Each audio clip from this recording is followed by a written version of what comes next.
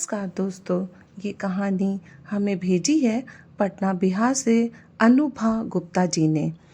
वह एक लेखिका हैं और समाज को अपने सरल भाषा की कहानियों से एक नई दिशा की ओर ले जाती हैं और ये अपनी कहानियाँ इस संसार में एक अच्छा संदेश देना चाहती हैं। इसलिए इन्होंने अपने संदेश के मोती को कई कहानियों में पिरोया।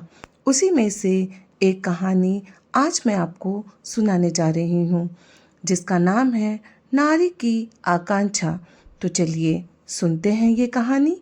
ये कहानी एक शिक्षिका पूनम जी के इर्द गिर्द घूमती है। गाड़ी से वो उतर ही नहीं थी कि लोग चरण छूने को तैयार, जिन्होंने शिक्षा के साथ प्यार भी दिया, प्रोफेशनली ही नहीं व्यक्तिगत रूप से भी, जिसे ज़रूरत थी उनकी उन्होंने मदद की। आज उनके आसपास भीड़ थी, क्योंकि कोई उनसे आशीर्वाद लेना चाहता था तो कोई उन्हें आशीर्वाद देना चाहता था। अपनी गरिमा बनाए हुए सुंदर और सुशील महिला, बालों में जूड़ा, सिल्क की साड़ी, बिल्कुल प्लेन साड़ी का रंग प्याजी, हाथ में एक लंबी सी फाइल और सीलिंग बैग कंधे पर डालते हुए उतर रही थी। उम्र 50-52 के लगभग, मगर अभी भी उम्र का प्रभाव चेहरे पे नहीं दिखता। वो ये कहते हैं ना कि अपनी समझदारी से सामने वाले को अपना परिचय इंसान दे ही देता है। पूनम जी का व्यवहार बहुत कुशल और सुशील था। उसी भीड़ में एक पिता हाथ जोड़े हुए आगे बढ़ते हैं और कहते हैं कि मैडम। तभी पूनम मुस्कुराते हुए हाथ पकड़ लेती है और कहती है, मैंने आपके बेटे को ट्यूशन दी थी और आपका बेटा अफसर बन गया, लेकिन जितनी आपके चेहरे पे जो खुशी देखने को मिल रही है वो मेरा फ़ी है। तभी बहुत से बच्चे आकर हैप्पी बर्थडे मैम बोलने लगते हैं और फूलों का गुलदस्ता देकर उन्हें हैप्पी बर्थडे विश करते हैं। उसमें से एक फूल गिर जाता है, जिसे एक बच्चा उठाकर उसमें से एक फूल मैम को देते हुए बोलता है, हैप्पी बर्थडे टीचर। उसकी मासूम सी आवाज़ सुनकर वो सभी को नज़रअंदाज कर उसके गुलाब के फूल को ले लेती है और उसे गले लगाकर पूछती है, कौन हो तुम और तुम्हारा नाम क्या है? बच्चे धीरे से बोलता है, अंकुश मैम, आप मुझे पढ़ाएंगी? पूनम जी बोलती है, हाँ बिल्कुल, क्यों नहीं। उससे एक कागज़ को देते हुए कहता है, कल मेरे घर आइएगा। और वो सोचने लगती है, कौन है ये तभी लोग केक काटने के लिए बोलने लगते हैं और केक कटिंग के बाद बहुत खुश नज़र आती हैं और ये तो उनका हंसता बोलता जीवन दिखा। मगर क्या एक महिला सचमुच इतना खुश नसीब होती है? शायद नहीं। करोड़ों में से कुछ ही महिला खुश नसीब होती होगी। कभी समाज ने, कभी ससुराल के नज़रों में, तो कभी दुनिया ने उसे गलत समझा ही होगा। शायद ही इधर अगले दिन पूनम इस बच्चे के घर गई जहाँ बच्चा पहले से किताब निकाल कर बैठा था। तभी मैम को देखकर खुश हो गया और कहने लगा, मैंने कहा था ना मैम, ज़रूर आएंगी। पूनम जी को कुछ समझ पाती तभी बच्चे की माँ आकर कहने लगती है कि सचमुच आप मेरे बच्चे को पढ़ाएंगी? पूनम जी बोलती, हाँ हाँ, क्यों नहीं। मेरा बेटा बहुत होशियार है, पढ़ के कुछ बन जाएगा। ये 6 क्लास में पढ़ता है। बहुत सुखी परिवार था मेरा। इसके पिता आर्मी में हैं और देश की लड़ाई लड़ते लड़ते घायल हो गए। अभी वो अस्पताल में हैं और उनका इलाज चल रहा है। जो पैसे थे वो सारे खर्च हो गए, बच्चे की पढ़ाई छूट गई। इस तरह पति बीमार, लाचार, कोमा में चले गए हैं। पता नहीं किससे आपके बारे में सुना और आपके पास चला गया। कहने लगा कि एक मैम है जो मुझे बिना पैसे के ही पढ़ाएंगी। विश्वास तो नहीं हुआ, पर आपको देखा तो लगा कि सच ही कह रहा था। कभी कभी तो लगता है कि क्या इसके पिता ठीक भी होंगे? इस पे पूनम जी उसके मुंह पे अपना हाथ रख देती है और कहती है, सब अच्छा होगा। पूनम बचपन से ही समझदार थी, कुछ करने का जज्बा था उनमें। वो अपने जॉब के साथ साथ ऐसे कुछ लोगों की मदद भी करती थी जो उन्हें सुकून देता था। उनके पति ऊंचे पद पर होते हुए भी ऐसा नहीं करते थे, और तो और उन्हें मर्द होने का गुरूर भी था। और पूनम जी को ये कहते कि तुम्हें ये सब करने की ज़रूरत क्या थी, तुम्हें समय पे घर आ जाती, तुम्हारा केक घर में ही कट जाता, बच्चों पे बेकार का समय बर्बाद करती हो। पूनम जी ने कहा, बच्चे मेरे लिए केक लेकर आकर खुश हो रहे थे, मैं उन्हें कैसे मना करती। इस पे वो कहते, मैं तो ऑफिस से घर आया हूँ, मैंने खाना खाया या नहीं खाया तुम्हें कोई फ़र्क नहीं पड़ता, तुम तो बाहर की दुनिया में ही खुश हो, मैं खाऊं ना खाऊं तुम्हें क्या फ़र्क पड़ता है। इस पर पूनम जी कहती, क्या हुआ, तुम्हें ऐसी बातें तो पहले कभी नहीं करते थे। रवि, आपने खाना खा लिया तो अब आराम से सो जाइए, छोटी छोटी बातों पर इतना बहस करने की क्या ज़रूरत है। मैं चली गई तो क्या हुआ, अब तो मैं आ गई हूँ, मैं भी बाहर से आई हूँ और थोड़ा आराम करना चाहती हूँ। रवि, शांत हो जाओ और मुझे भी शांत रहने दो। अपने इसके देखते हुए अपने रूम में जाकर वो लेट जाती हैं और अपने पंखे को देखते हुए सोचती हैं, मैं भी एक मशीन की तरह हूँ। क्या मेरी फीलिंग नहीं, क्या मेरा कोई सम्मान नहीं, क्या औरतों को बचपन से पिता जवानी में, भाई ससुराल में, पति बुढ़ापे में बेटा, ये सभी मर्द होने का गुमान कर हमें सिर्फ रोकने का काम करते हैं। ना मायके में आज़ादी से पढ़ने दिया जाता है, ना ससुराल में। यहाँ तो पति ससुराल को संभालना ही हमारी ज़िंदगी होती है। इसके लिए जाए तो कहाँ जाए, चाहे अपनी नौकरी ही हमें क्यों ना छोड़नी पड़ी। कभी कोई मर्द इस जिम्मेदारियां को निभाने में अपनी नौकरी क्यों नहीं छोड़ता। ये सोचते हुए पूनम जी की आंखें लग जाती हैं और वो सो जाती हैं।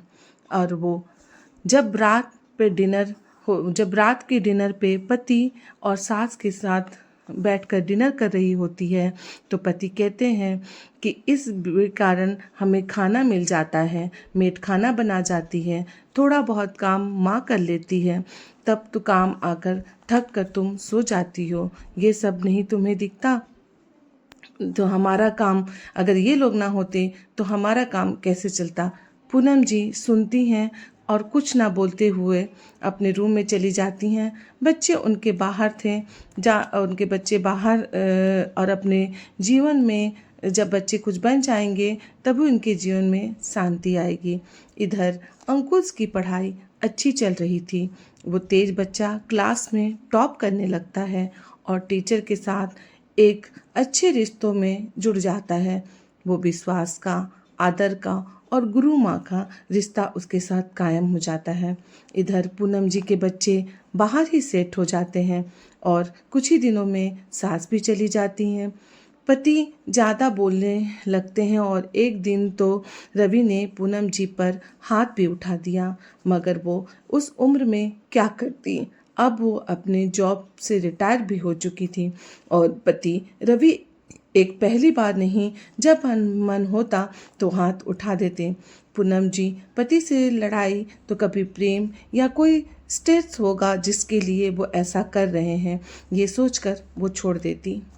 आज पूनम जी को एक मंच पे जाना था, किसी ने फ़ोन करके बुलाया था, किसी आईपीएस को सम्मानित करना जाना था, लेकिन जाना तो पड़ेगा ही क्योंकि किसी ने स्पेशल फ़ोन करके बुलाया है। क्योंकि पूनम जी भी अपने दायित्व से कब पीछे रही है, लेकिन किसी ने जब फ़ोन कर बुलाया तो जाना होगा। कौन है ये, और मैं तो अब घर में ही रहती हूँ, यही वो सोच रही थी। तभी स्टेज पर ऐलान होता है और स्टेज पर सिंपल सा कपड़े पहने, चेहरे पे तेज और शालीनता से भरा हुआ एक लड़का, पूनम जी उसे देखकर सोचने लगती हैं, कौन है ये, कुछ पहचाना सा लग रहा है। तभी आवाज आई, आदरणीय पूजनीय सभी को मेरा नमस्कार। आपको जानकर खुशी होगी कि यह यंग लड़का बहुत बड़ा पदाधिकारी बन गया है। यूँ तो अपने बारे में बधाई देना अच्छी बात नहीं, पर मैं आज जो भी हूँ अपने माँ के बदौलत हूँ और इस मुकाम पे मैं आज खड़ा हूँ।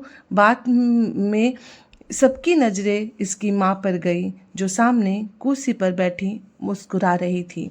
सबने कहा, कितनी भाग्यशाली है ये माँ, इनका बेटा इतना बड़ा पदाधिकारी बन गया। उसकी माँ को लाने के लिए कुछ लोग जा ही रहे होते हैं तो रुकते हुए वह किसी और महिला की तरफ इशारा करता है, और वह कोई नहीं, पूनम जी थी, जिसके आने पे गुरु माँ बना रखा था। और पूनम जी के आंखों से झरझर की धारा निकल रही थी। आई तो किसी को सम्मानित करने पर, आज इतने बड़े मंच पर उन्हें सम्मान मिल रहा है। उन्होंने सोचा भी न था कि उनकी ये मदद किसी को इस मुकाम तक ले जाएगी। पूनम जी स्टेज पर लाइटों के बीच में खड़ी थी। उम्र की इस दहलीज पर उनका चेहरा नौजवानों की तरह चमक रहा था। खुशियों से मन गदगद हो रहा था। आज पूरा समाज पूनम जी को आदर के भाव से देख रहा था। आज पूनम जी के पति भी खुश थे और आत्मज्ञानीन भी उन्हें क्षमा भरी याचना की नज़रों से अपनी पत्नी को देख रहे थे। व्हीलचेयर पे से एक इंसान उठा।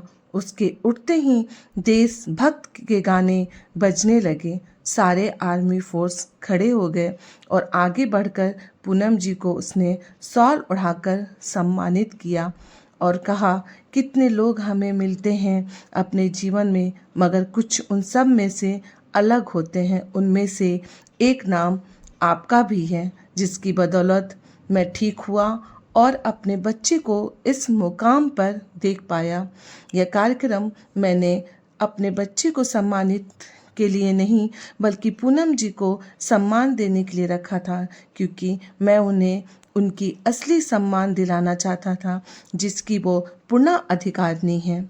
सभी के सामने वह पदाधिकारी पूनम जी के पांव छूकर प्रणाम करता है और कहता है, मुझे 2 माँ मिली, एक ने जन्म दिया और दूसरे ने इस मुकाम तक पहुंचाया। ये देखते हुए स्टेज पे पूनम जी के पति चले आते हैं और स्टेज पर आकर वो कहते हैं कि मैं सभी से माफ़ी मांगना चाहता हूँ। बिन बुलाए स्टेज पे आ गया, लेकिन मुझे 2 शब्द कहने हैं कि सपने सभी के होते हैं, शौक़ सभी के होते हैं। इसलिए शादी के बाद इन सपनों को जो घूट कर अपने शौक़ को नज़रअंदाज कर जीना अच्छी बात नहीं होती है। मैं पढ़ा लिखा था, एक जज होकर भी अपनी पत्नी को सपोर्ट नहीं किया, जिसके लिए मुझे आत्मज्ञानी हुई। ये अच्छी बात नहीं थी, लेकिन मेरी पत्नी पढ़ी लिखी थी। उसने अपने शौक़ को जिंदा रखा और अपने सपने को साकार किया। अपने सपने को पूरा करके आज वो लोगों को यहाँ पे मकाम पे खड़ी है। बहुत सारी महिलाएं को वो बताना चाहती है, आज भी बहुत सारी महिलाएं ऐसी हैं जो अपने सपने को दबा देती हैं।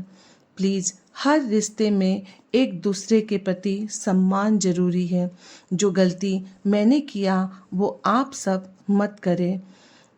बेटी, बहन, पत्नी और बहू, इन सब महिलाओं को स्वतंत्र रूप से जीने का अधिकार दे।